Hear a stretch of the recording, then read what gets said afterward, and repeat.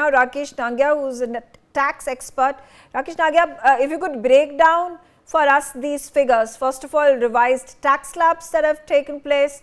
Those who are earning up to 4 lakh rupees, they will not have to pay any tax. They had to pay a tax of 5% up until recently, before the announcement that was made. And then of course, the 12 people earning up to 12 lakh rupees are exempted from paying tax. How does this impact the middle income citizens of the country?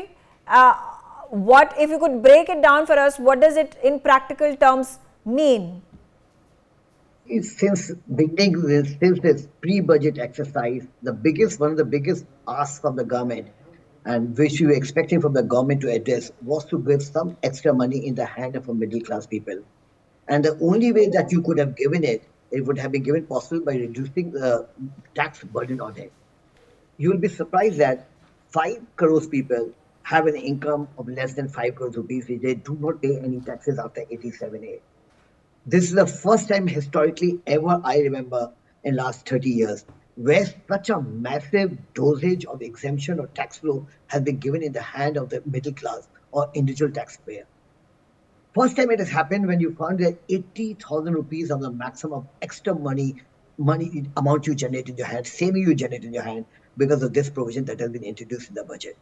Imagine the cascading effect it will have on almost, I can say, 5.25 crore people who are likely to benefit from this provision. See the multiplier effect, the demand, the consumption. You will feel this gradually. It's not immediately the money is going to come in your pocket, but you're going to feel it. Just think about it. Have we ever saved 80,000 rupees money? We used to get a relief of 10,000, 5,000, 7,000, 20,000. 20,000 was a blockbuster relief, extra money you were getting it. And 90% of the budget speeches which I heard about it, everybody was talking about extra money in the hand of the employee, individual. So this is the first time this move of the government has been beyond expectation, never expected in the wildest of the dream. The government will give such a massive load of extra money of exemption in the pocket. So from individual point of view, this particular provision addressing a little bit of more like house income, property income. Earlier you had exemption in 1 house, you made it in 2 houses. Beautifully, very well addressed. A lot of people have 2 houses, you get that exemption. You have got exemption, a small exemption here there, but this was a blockbuster. So I'm not going into the other minor point is concerned. But I can share with you something more actually, if you permit me, which was expected from the government and which we feel has not come to us. If you permit me, so how does this directly impact the middle class? So what happens is the maximum tax saving that you make it in this way, you will be saving almost like 80,000 rupees of taxes. 80,000 is a saving which brings extra money in your pocket. You are free to spend that money, which you would have not spent because you never had that money in your pocket. You would have paid in taxes. So imagine you will save money, you will take out money from your car, you can buy a car in every year, you will pay the cash down. You get the cash down from this tax saving money, which is actually generating income in your pocket. So this is a surplus in your money. It's a cash flow, free cash flow, additional free cash flow in your pocket. You're right. And how does this help in bettering the economy? Because you're talking about increased consumption, increased savings, investments, more disposable income. So what happens when you have 80,000, you're going to spend that money. You'll do shopping, you'll do something for household, you'll buy a vehicle, you'll buy a scooter, you'll buy anything is there. So you're creating a demand actually. You're pushing up the manufacturing sector.